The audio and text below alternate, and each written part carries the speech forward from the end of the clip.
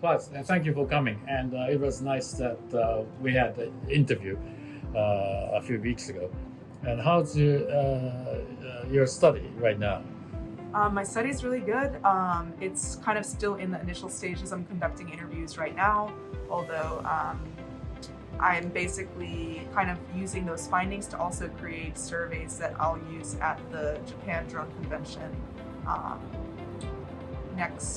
in 2 weeks? 3 weeks? 3 weeks. Yeah.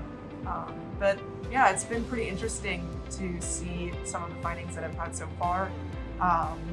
As I knew going into this research that talking to different stakeholders, that from stakeholder to stakeholder, the opinion on why drones aren't normalized in natural disaster response is quite different, and it really depends on knowledge, trust, and I guess direct experience I've found is really important, and being able to understand the technology beyond just seeing it itself, I think is quite important for someone to understand the challenges of using this technology in the scene of natural disaster response. So I found it very interesting to hear some of the opinions of stakeholders between the 4 that I have picked out. At the Japan Drone 2021, there will be many stakeholders from government agencies and operators and schools, drone schools, and manufacturers. What do you expect at the floor?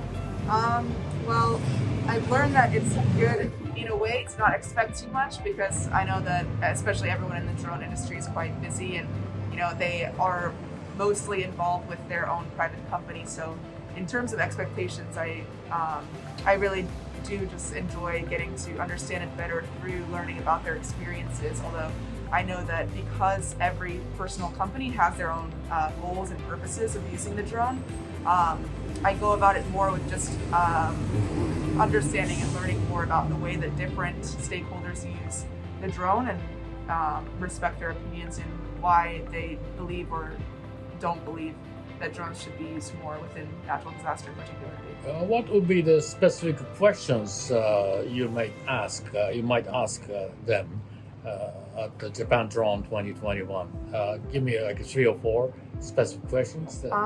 In terms of specific questions, I'd say something I've realized is that people have different perceptions of what the barrier is, and that stems from cost, battery life, to security purposes or privacy concerns. I think that that's something that I would like to know, is what people believe is kind of the largest barrier. And while there are many barriers, I think that understanding which ones are kind of harder to address than others is really important, so that when looking at policy, people can kind of not change the regulations, but alter them to be able to fit different sectors to improve natural disaster response.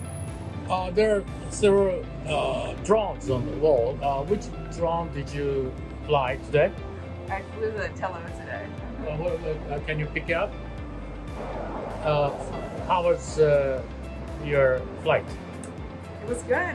I think this one's quite easier to use than some of the other ones. The last time I flew one, I believe it was actually this one. Although this one was quite harder to navigate because it was farther away and kind of in an area where you had to be a little bit more careful because there were other people. I think this one's quite easy to fly, but I definitely am not an expert yet, so from now I would like to get a little bit better in flying. Did you take a video? Yes, I took a few videos. I think because I'm researching drones, I think it's quite important to get direct experience to be able to fly them. So it's really kind of cool being able to do it firsthand. And what is your next step in your study? Basically, I am going to gather all of my interview data and